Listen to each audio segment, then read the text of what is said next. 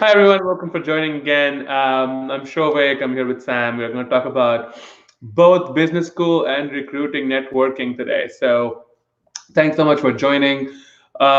This is a really crazy time. Before we jump in, I'm not going to attempt to ignore everything that happened yesterday and day before. It was a really busy day on the forum. Sam, I don't know if you know that the GMAT at home thing that we discussed last week, they will not allow students and GMAT test takers to use a scratch pad. So you can't really do math on the side. Very strange. And also, you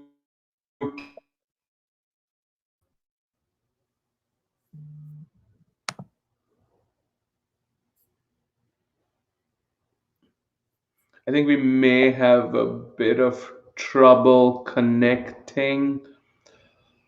All right, so people who are here, let us know in the comments where you're from. I think that generally helps me understand the demography and sort of tailor this Q&A. So let us know which part of the world you're from, and we'll jump right in. I think Sam is connecting, so uh, we'll jump right in as soon as you guys are here.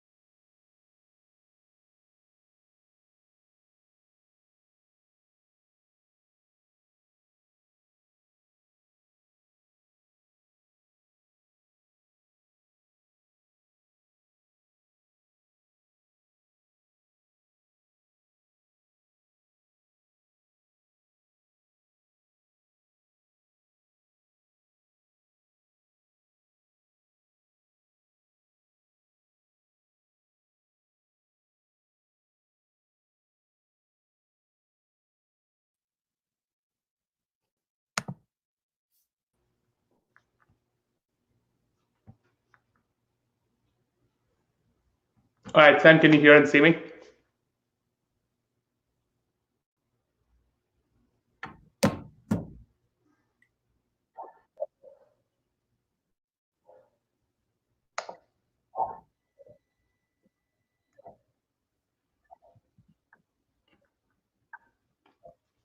Sam, can you hear me? All right, Sam, can you hear and see me? I can hear you. Yes, I gotcha. Okay, so sorry about that. I think we ran into some Wi-Fi issue. Just want to check the input lag for this. Sam, why don't you go ahead and introduce yourself just for a quick seconds, and that'll help us see the connection and test it out. Hi, everybody. Sam from University of Michigan, second year MBA student, class of 2020, and hopefully on my way to Microsoft full time. All right, so this is great. Sorry about that. I think we ran into some Wi-Fi disruption issues. I think that's fair in these times. So I was just going through some of the changes that happened before we jump into the networking session today. So there can be no scratch pad for the online GMAT exam. That's ridiculous. And what's even funnier is that you'll be given a online whiteboard to scribble on. So try doing geometry on that. The GMSE GMAC is going to do a session today for test prep companies such as GMAT Club and other test prep companies, and also for every single test taker on Friday. So I will be on that session on both of those, and we will do another session on this channel on Friday at 11 a.m. Pacific. That's 2 p.m. Eastern, and if I'm not wrong, that's 10:30 p.m. Indian Standard Time. So that's 11:30 p.m. Indian Standard Time. So make sure to join us then, because we're going to go over some of these changes. The other changes that I saw happening last night, and I was very shocked by it, was one by Kellogg, where Kellogg is now going to accept GMAT waivers for round three admissions, which means you don't have to take a GMAT if you're applying in round three. But also, optionally, you can take it though. But also, if you were rejected in round one or round two or waitlisted, you can actually apply to be reconsidered. So again, I have no clue what that means, but it does mean that this is like a weird, unprecedented time. And it's just, I think schools will follow suit, but this means that they don't have enough applications. But it also means that maybe it's an easy way in this year. I don't know. All right. So having said that, we're going to pretend like none of these has ever happened. We're going to talk about networking and what we sort of did to go into both business schools and get jobs out of business schools. So I've talked for a while now, Sam. So I'll start with you. So we'll take the business school thing first, and how do you really network with business schools? Do you even need to? And so what did you do when you were applying to schools? Because you applied to quite a few. I did apply to quite a few. I didn't network with current students at the business schools, which was probably a slight mistake. I don't know if it would have changed my outcomes too much, but I think it did help because I know it came up a couple times in the interviews, especially when talking about why the school. And I think my answer, looking now at the way you answer a why a company and what I did in MBA to develop my passion and talk about my passion, my answer was a lot better when I was able to say, hey, I've talked to a few people here, or I've talked to a lot of people here. So even that just slight couple of words probably would have made my answers better, I think, in the interviews. So I networked with alumni, and so I tried to find like the marquee alumni on their website. Like I remember Chicago Booth specifically, they had 2 or 3 that they flashed their pictures on the main website, and I tracked down their emails, reached out to them, tried to mold, and was able to actually successfully talk to them. Right. Okay. Did you do any networking with admissions committee at all, or no? Admissions committee, I did. I went to, they had like an in-person for Michigan, Haas, schools like that, that they did a kind of a traveling session. And I went to that. So I do remember the people from Michigan. I did talk to people from NYU and Haas. I did do that, so that helps. I was able to mention that on the application. But I think that's one of the places getting into MBA that I wish I would have taken more seriously. I think that's where I kind of fell off. Sure. Yeah, that I was rejected by all schools in 2017. So when I applied to 2018, I sort of wanted to make sure that I don't leave anything behind, So I did 3 things. I did networking with admissions and showing up for all the events and making sure I sort of make them remember me. And I'll talk about that a little bit. The second thing was also networking with current students and a few alums. I think I mostly networked with current students because I guess they were easier to reach out to. I do remember talking to a few alums as well, especially for both Haas and Ross, because I had easier access. And the third thing, which I think is just as important, is that you need to not only network, but also let schools know that you have networked. So because otherwise, most schools don't really have a tracker that oh, this person talked to this person. So it's up to you to let them know in various different ways, and that could be either your essay, either your interviews. Some schools will already have like a field in their application form where they will ask you like, hey, have you which students have you been in touch with, and have you been in touch with an admissions person and stuff like that. So those are all good things to leverage and then use.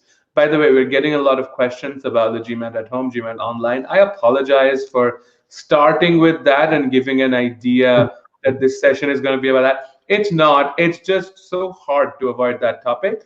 How that said, we will do a GMAT, an online summary of everything that we are hearing on Friday around 3-4 hours from now. So it's going to be 11 a.m. Pacific, which is 2 p.m. Eastern, and I think 11:30 p.m. IST. So let's talk a little bit about once you're in business school, and then now you need to network to get the jobs in. And I think that's even more important and a much more rigorous and serious process, right?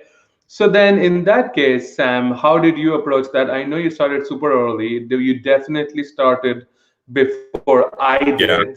So let's walk us through that process a little bit. Yeah, absolutely. So I finally took networking very seriously for the job stuff.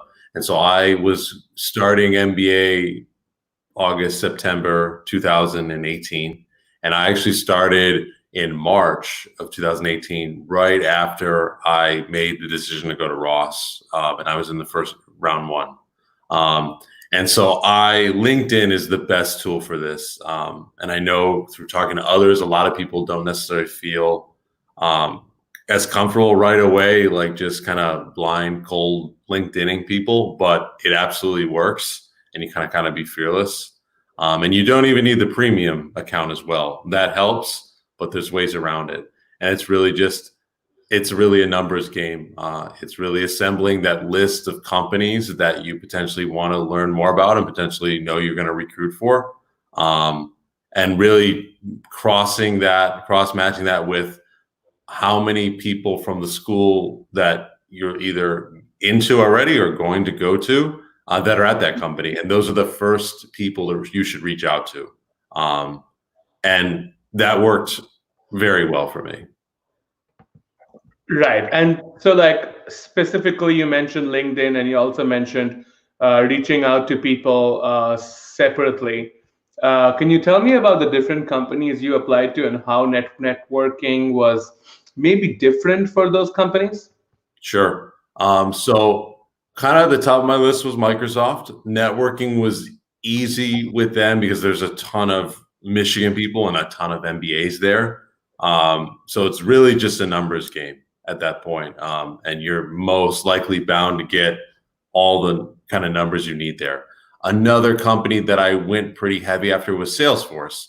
Now, at the time, Salesforce didn't recruit on campus to Michigan and doesn't have as large of an MBA program as Michigan does, even though they hire a good amount.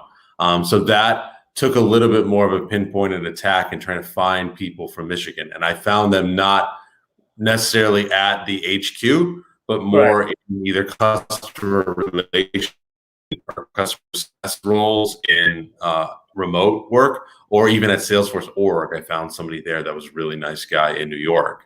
So it just took a little bit more pinpointed approach, and I didn't have as many overall numbers, but people were equally as nice there. Awesome. Thanks for sharing. I'm going to talk about my stuff, but before that, just so everybody knows, we do sessions every single day. Leave a like to this video if you're enjoying what you're talking about, which is business school networking. You know what? Leave a like even if you don't. That's fine. Also, feel free to ask questions. We are going to field questions very soon, but definitely ask questions. We're going to get to some of them towards the end of the video.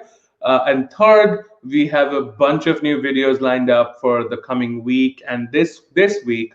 So make sure to stay subscribed to the channel so that you get notified when you get videos. There's a bell icon or something stupid. So click on that and you'll get notification. So we are doing a video on Friday about the changes in the GMAT and the stay-at-home stuff. And we are also doing a video on Saturday and Sunday where we are going to do profile evaluation. So that's going to be fun. Okay, so my networking journey after business school was a little bit different because I was an international student, so I was practically recruiting for pretty much both tech and consulting. And I'm also from India, so networking is a slightly more alien concept, and I really wasn't sure how to go about it. So what I learned at the beginning was that for consulting recruiting, especially if you're going to a school which is a target school for most consulting companies, you don't really need to network alone by yourself. You don't really need to go to LinkedIn and reach out to people from MBP or EY or Deloitte or whatever, because those people are going to come to campus. In fact, I've heard and realized from pretty reliable sources that if you do that, they actually don't like it because then you're sort of go all over the place. And consulting is really, really office specific. So it may actually work against you if you're applying for, let's say, a Seattle office, but you're networking a lot with the Chicago office. That confuses them because they want to send your resume to the office that you want to actually apply to, and then fight to get you in if you're really good. Tech recruiting, on the other hand, was totally different, and I think Sam and I were roommates, so Sam sort of like roughened me up on this because I really wasn't networking as much because I sort of assumed it's going to be like consulting. A lot of them will come to campus. There will be a lot of alums, a lot of current employees that will sort of afford me these opportunities. What I learned was that that's not the case. A lot of tech companies actually recruits off campus, and even if they do come to campus, they do one quick presentation and leave. So it's very hard to get their attention. So I did mostly like LinkedIn. I think LinkedIn was my biggest source of networking. I set up, I think, three filters. Number one, I wanted to first get people in that company. So that's my first filter. Sounds obvious, but please do it. Second, I wanted to first try people who went to Ross because I could immediately form a connection with them and maybe say go blue and hope it works. And then third, I also tried to see if there were people who had the same background as me. And this is the tricky area because you want to learn from people, somebody who's seen trouble, which would maybe okay, we are back. Which would mean somebody who's an international student at business school, or it could also mean somebody who has an engineering or a not-for-profit background like I did. So getting those connections was important. That said, I will say though that networking can be hard and you may not have a great return. You may reach out to like, I don't know, 20 people for a company and hear back from two.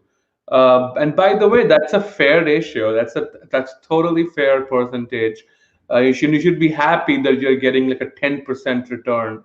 I think a lot of people sort of send a connection request with a message to like three people and don't hear back, and they're like, "All right, this doesn't work. I'm out."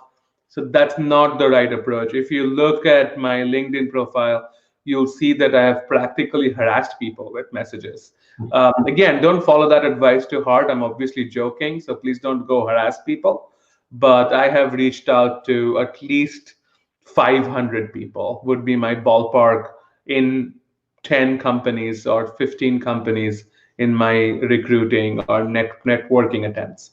Yeah, So, I think yeah, sorry, Sam, go ahead. going with that. I mean, I think me and you, we've seen the opposite with people we've tried to like really push to go down this, is that people are just that afraid to do it. And then also on the other end is that people then, if they get over that, okay, I'm going to reach out, then it's like they're looking for the perfect message to craft and tie in the perfect tie into this other Right. person. And really, like, you don't want to send that long of a message either, because they're busy.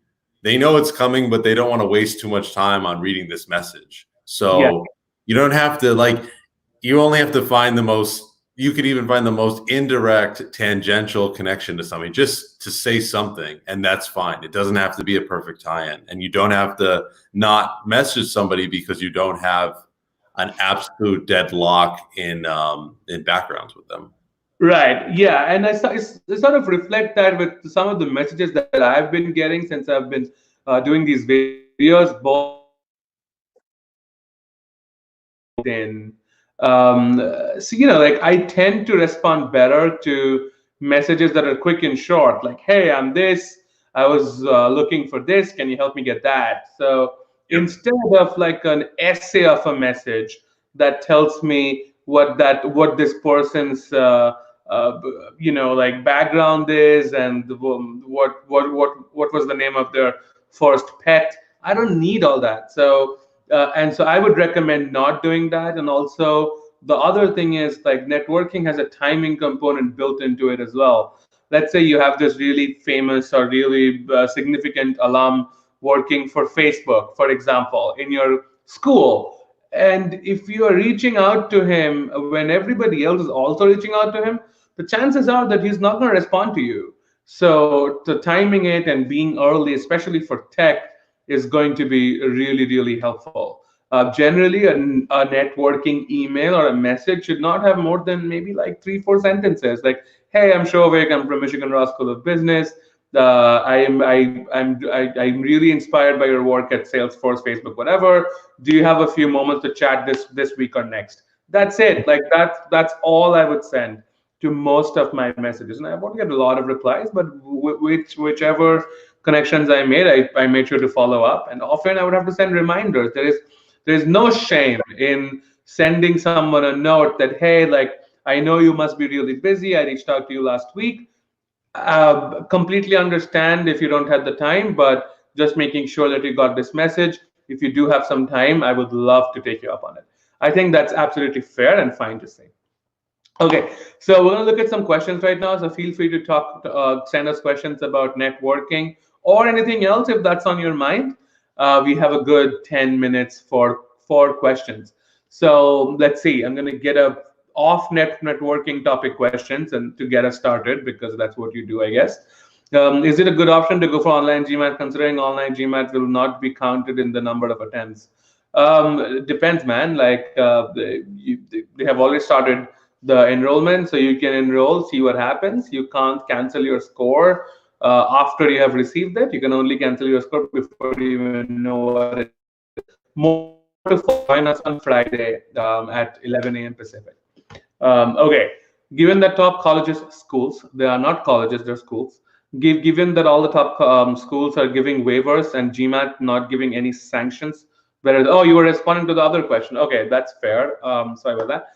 I tried to text a person who shares a really similar background with, comes from a background that's not common, but didn't get a reply back. Should I just let it go? Okay, this is a good question. This is what everybody sort of struggles with. My first question to you, was it a text message, like an SMS thing, or did you send an email, or was that like a LinkedIn thing? So the platform is important, right? So I wouldn't really go to somebody's text message for networking. That's just, I guess, an American thing. Maybe text messages are seen more personal. Sam, what do you think? Yeah, I wouldn't go to text message unless it's like you've already set up the event and you're like saying, "Hey, I'm at this table, not this table," when they're coming to meet you, Right. giving it to you. But no, I would keep it all LinkedIn or email, whichever one that they're comfortable with and whichever one you found that they respond to better. Yeah. But they didn't get a reply. If this is the right medium, just wait a week. Wait a week, week and a I half. think a week to 10 days is perfectly fine. People take their time, okay?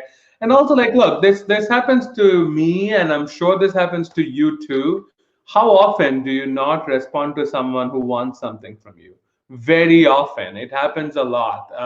If you see the 100 messages on my LinkedIn or on my GMAT Club PMs, it's unreal. Like you guys will start disliking this video immediately if I showed you those screens. It's tough, man. Like life happens, and a lot of people reach out.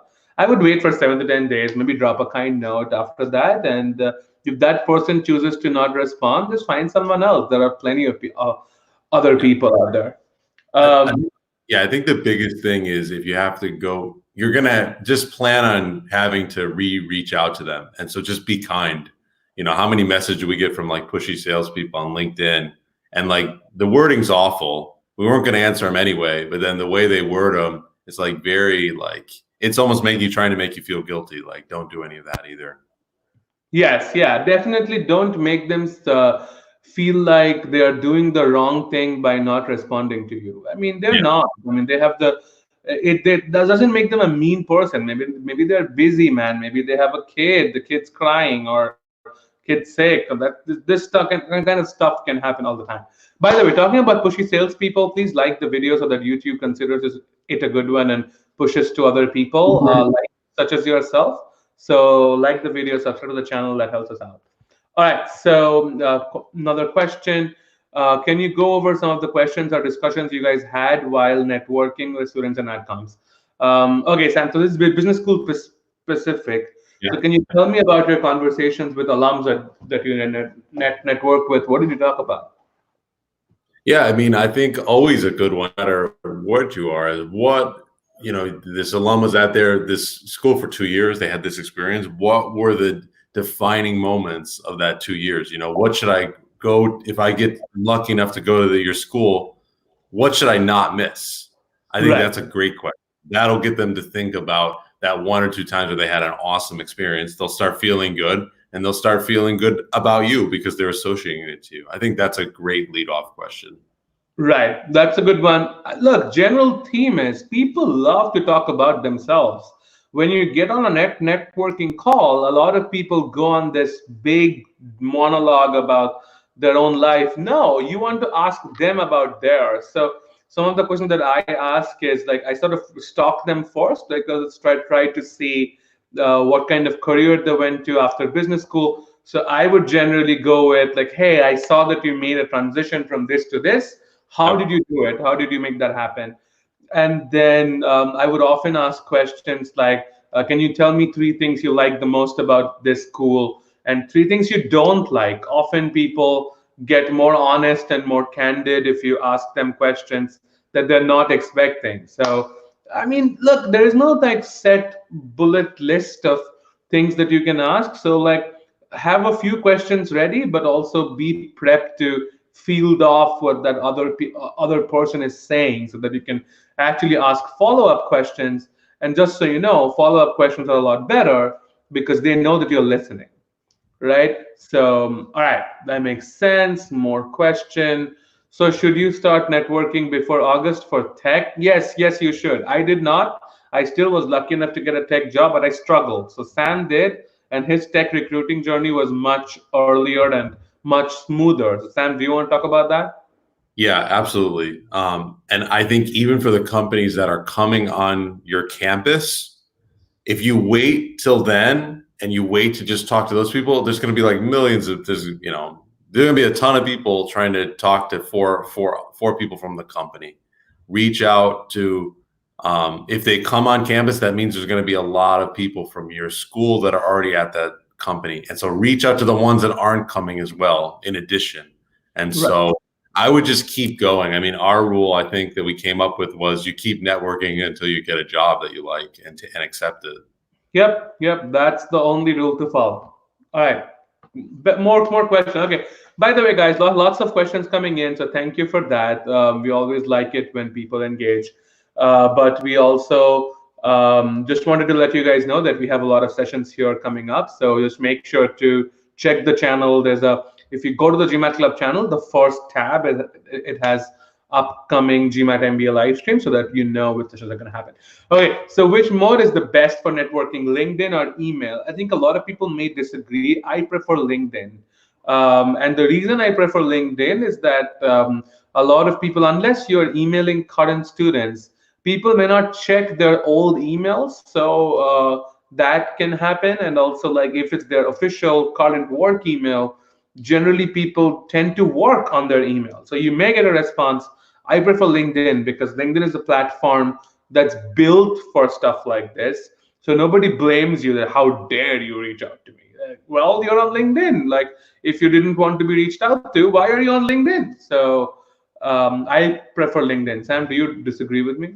Yeah, I agree totally. I think email is good for people that you've had a couple of contacts with. They already Yeah. know you. They know you're very interested. You've met them in person. Then you can keep it with email.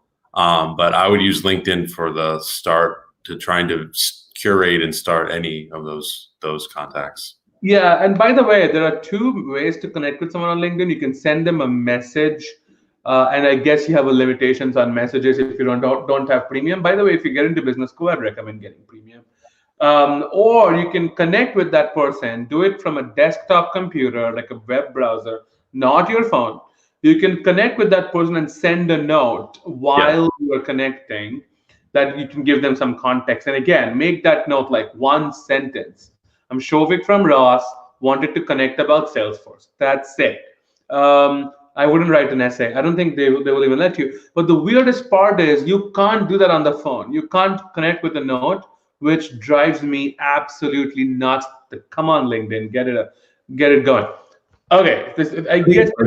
Just, Sorry, Sam, just you're. jump in there for Salesforce, good example. There's little words about these companies' culture that if you pick up to them, it can really quicken your message. For Salesforce, it's all about their Ohana, which is Hawaiian for family. The company was started when the founders were living in Hawaii. So all you have to say is, "Hey, I'm Sam from Ross. Go Blue." And I really want to. I really think I'd be a good fit, or I want to be a part of Salesforce's Ohana. Can we reach out? That you'll look like you've done initial research to be interested in the company. Yeah, yeah. And name dropping or just like articulating your research is just as important as the research itself. So make sure to do that. Okay, I think this question is for me. How soon before your R1 application did you start networking? So my networking sort of, I did everything round one. So good question if you remember that. So most R1 applications are sort of due in September, right? Some of them in October too. So generally, schools come to your city, your country in around the summer. That's when they're traveling. That's when they do all these sessions. So I would first attend that, right? And then I would start networking at the same time. I would reach out to people on LinkedIn, on emails. Most schools would have like ambassador pages. I'm a Ross ambassador, so don't email me though. The I'm kidding. So you can reach out to people over there, and then build a network off of that. I think it takes about a month and a half to 2 months to have two, three, four conversations in about 10 schools that you apply to. So it was challenging. I had a tracker and I sort of tracked my conversations. But man, like business school, once you come here and you start networking with companies, it's much harder because the volume is that much bigger. So exercise your muscles, learn that. Your views on Kellogg offering admissions without the GMAT in round three. I really don't know. I think it's going to get easier. I'm not so sure, but I will find out more and we will discuss it on Friday. So join us for that. How does one network with outcome members or admissions to probably leave a good impression and hopefully you're not a stranger to them when you're applying? This is a great point. You don't want to be a stranger, especially if you're from India, because you're competing with attention. You're competing for attention with many other people. I think the best way is to like show up for their events, to actually show up and maybe drop an email after the event. Like for example, Michael Lippert is one of the admissions people who come to Ross, who come to India. I think he's not doing that anymore, and somebody else has taken over. But he used to come to India every single year, so I would meet him. I met him twice for the events, and even though I was rejected at Ross, I sent him a note. And after the event, I sort of went up to him, said hello, shook his hand, and sort of told him that why I like Ross, and maybe a conversation that I had with someone else to sort of name drop that. And look, there's a high probability that he will not remember any of that interaction, right? That's why you go home and you send him an email like, hey, it was nice talking to you. If you actually talk to that person, if you didn't, please don't say it was nice talking to you. and then say that, I mean, be shameless. Say that, hey, I would love to jump on a call and have a conversation. Will that person say no? Most likely, but they're not going to hate you for asking for a phone call. So that's pretty much what I would recommend. Sam, do you have any thoughts? Do you disagree? Agree?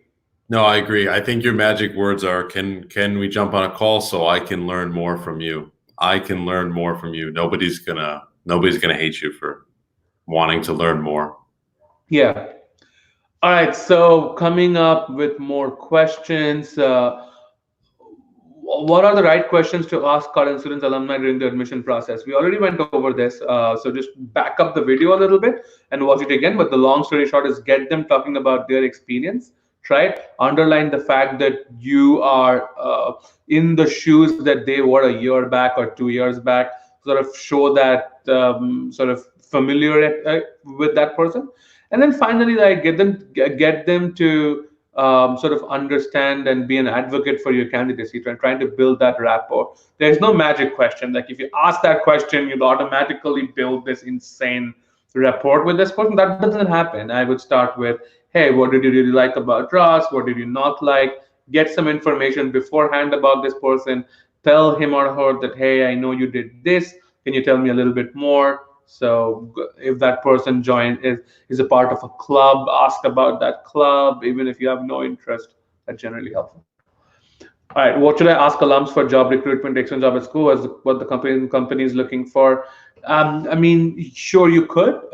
You can also ask about what they did instead of what the company was looking for. I would also ask them broad questions about their experiences. Sam, do you have any differing opinions?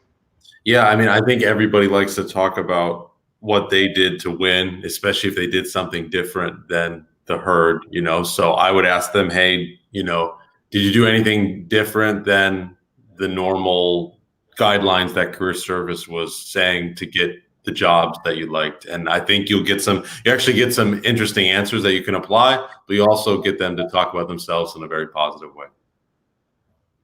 Right. I'm still fielding questions, so don't mind me if my hand is a little bit closer. So the few other questions, I'm going to take like maybe one or two more and then call it a day because we're sort of running out of time. 10 years of working experience, 30 plus. Okay, we're in the same boat. Aiming for August 2021. What are good one-year courses to aim for? Any peers? Blah, blah, blah. Okay, Kellogg, Cornell, they both have big, strong one-year MBA programs. So definitely check them out. Check other master's programs too. There are masters in management programs. There are MSc. So definitely check them out. I'm a big fan of the full-time MBA, even if you have 10 years of work experience. I think that's fair, and you can make an argument that you can get into business school and have a strong recruiting success, even if you're over 30. So interesting. Is it okay to reach out to students from other schools? Do students, alumni help students from other schools? Do you mean while you are in Ross, you're asking for a student, you're asking a student in booth to help you out? That would be strange. Like they might help you out, but I wouldn't recommend it. But if you're talking about you're in Ross and you're asking a booth alum who is in a company that you want to recruit with, yeah, 100%. Like they're looking for good people. They are not just looking for good people from booths. So, Sam, what do you think? Yeah, I agree. That Booth alum may have a best friend at the company that's a Ross alum. And so they may like Ross and you have no idea unless you reach out, at least unless you give it a try. So, Right. yeah, I think go for it. When you're talking about people at a company, yeah, I would go for it. Even if because you may run into that. There may not be the Sure. people from your college or your school at the company you want, but I would go for it anyway. I think you've had success. I've had success with that when we had to do it. Right. Awesome.